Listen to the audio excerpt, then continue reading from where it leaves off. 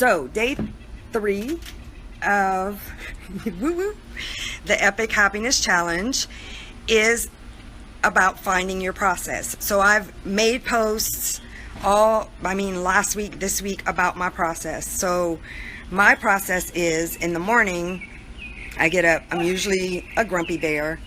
My neighbor's here again. He's so cute. I'm usually a grumpy bear. I make a pot of coffee. I come sit on my little porch, which is becoming a jungle, basically, and I love that. And I listen to the birds sing, and I see butterflies fly by, and just like immerse myself in the beauty, look at my tomatoes ripening, my little peppers growing, like happy, happy, happy. And then when I feel pretty good, I write in my journal just about things that I appreciate. So that's my morning process. I have had some additions to my morning process. One is Robin. So when me and Robin get together, it's just a ridiculous party because we just laugh and laugh like till we cry. And so she's become part of my morning process because I know whenever I talk to her on the phone, I'm gonna just almost pee my pants, and that's a sure way, like that kind of happiness takes me right up. And so then my vibration gets really high. No worries, Latasha, like you can watch it again after it's done. So that's what day 3 is about, finding your process. The other day I wrote a post that said, if something's got to change, you have to change something. And that's what this is about. So you are going to purposely interrupt your routine. We all get kind of in ruts, and we get up and do the same thing, like because we're not even thinking about it. We're so unconscious about our routine. So you are going to purposely find ways to interrupt your routine. Cookies. Interrupt your routine so that you set yourself up to have a happier day. I've been talking about stacking the deck in your favor. And this is one of those things. The process, your process, is stacking the deck in your favor. So I figured out, quite by accident, that this was my morning process. And it didn't hold the rain off this time. Darn. But I noticed that day I was really happy, and it lasted for a really long time. And so the next day I did it again. And I'll just say this too. When we know about thoughts becoming things and manifesting things, we tend to make that our focus. Okay, I'm going to get as happy as I can so I can make some money come to me. Or I can make that partner come to me. Or I can get a new car. Or whatever. And I certainly was in that mindset as well. But I don't know, I had just gotten to a place where I was like, I just want to feel happy, and let's see how happy I can actually get.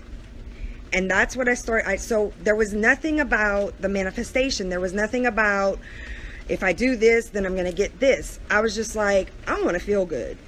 And so I kept working that process every morning, and I'm telling you, and like, I think it was only like 3 days, and then it was like, bam. And then this connection, that I used to read cards, which is basically reading your energy, became super clear, and then I was on fire. And the funny thing is, like, I did it with no expectation of stuff. But now, like, when I'm in that place, I can feel, I know what's coming. Yesterday I was like, I'm getting money today. And then I had a conversation with somebody, like, my student loan is not on my head anymore. And then Val Ashford contacted me and said, hey, can you take care of my page for a few days while I go and do what I need to do? To me, that's like another manifestation that's closer and closer and closer. So I can see everything playing out. Sometimes I have visions of how it's going to play out, and that is directly related to getting in that happy place, finding that process that gets me there consistently and staying there as long as I can. So if you have a routine that you like and you feel like it, you know, just tweak it a little bit. But if you get up in the morning and like it's, you know, you're just like, ugh, I hate to get out of bed, I don't want to go to work, like you have to interrupt it.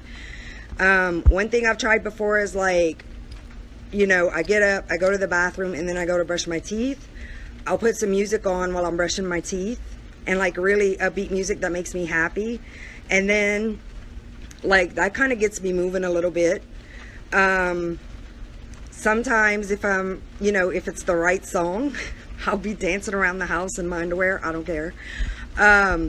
So you just have to find that thing that is as close to when you wake up as possible. Then I would suggest doing the next thing that you know is going to make you feel good. If you can meditate for 15 minutes. So many people have resistance to meditation because they think that you have to sit and you should have no thoughts occurring. That's not the case. You just are slowing it down. You breathe, you watch your breath, you slow it down. And a trick that I read in an Eckhart Tolle book was that if your mind's like really full and there's a lot of stuff happening, thoughts keep coming out, then you just like say in your mind, I wonder what my next thought is going to be. And it creates this gap because it gives your brain a task, and then your brain is trying to figure out the answer to that question, and there's a little bit of space. And then you can ask the question again and again. But when the thoughts come, don't feel defeated. Like it's going to be chattery in there, but you're just slowing it down. And then when you practice it for a while, then the space becomes bigger and bigger. Sometimes I meditate for like 2 minutes, and then like, pow, a thought occurs to me and I know I have to run with it right there. I can feel that in my body. So meditation is a great thing to try. I'm a writer. I like to journal, so that's why I write stuff in my book, and it's all about appreciation, practicing gratitude. Maybe if you want to do like to build on yesterday, 3 things that I'm grateful for this morning. Anything that you can possibly do. Take a new route to work. Go for a walk. Just something that is going to interrupt the normal and set you up for something more pleasing. Stack up all the things that you love in the morning as soon, like as close to when you wake up as possible. And it's gonna help. And I know like lots of people have kids. I have a kid. I still have 4 others, but they don't live with me anymore. They're grown up. But whenever like mornings used to be a drag in my house, I was like constantly like, hurry up, everybody get ready, all of this stuff. And I was so like, it didn't feel good to me to be yelling at everybody just to try to get them out the door. So I'd make it a game, or I'd put music on and we'd all, like our favorite songs, we'd all dance and get ready in the morning. And like, by the time we walked out the door, we were having fun. And that is what it's all about. And I know it's hard to hear that. It's hard to hear. It was hard for me to hear that all you have to do is be happy and have fun and everything else works out. But that is sincerely how it works. So that's why we're doing this challenge. So tomorrow, maybe you can start thinking about it now, but tomorrow morning, do something. Maybe try one thing. Maybe over the course of the rest of the week, you try like adding stuff on in the process, but try to find that happy place. Yeah, Mary knows. Try to get to that happy place, because oh my God, don't you think your day would be so much better if by the time you got out the door and dropped off the kids and you were on the way to work, whether you like your job or not, that you were in a good mood? How do you think that would impact your day? And that's what you're going to prove to yourself in this experiment. Will it impact my day? You might not be able to make it happy through the whole day, but any gain is like supremely beneficial to you. So that's the thing for today. find ways, find your process, experiment with it, try to interrupt your normal routines and patterns, and see what happens. And I know I like talk on these things, so I did want to ask if anybody had questions from the previous days, or if you have anything that's particularly like that's blocking you and you can't quite get over. If there's anything like that, I'm happy to field some questions. But I keep telling a few people, like, don't struggle with it.